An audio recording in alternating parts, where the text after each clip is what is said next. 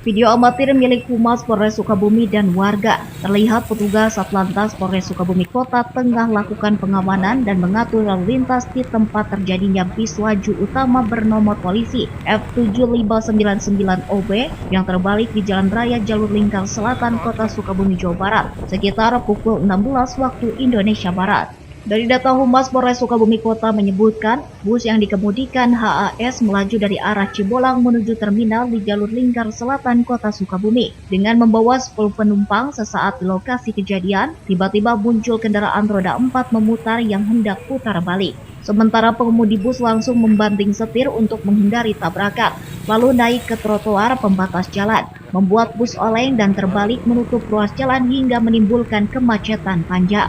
Akibat kejadian ini, 8 penumpang alami luka ringan dan langsung dilarikan ke Rumah Sakit Almu Kota Sukabumi guna mendapatkan perawatan medis.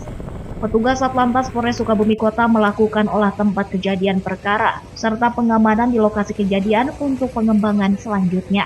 Dari Kota Sukabumi, Iqbal Bakar, Tim Liputan MGS TV melaporkan.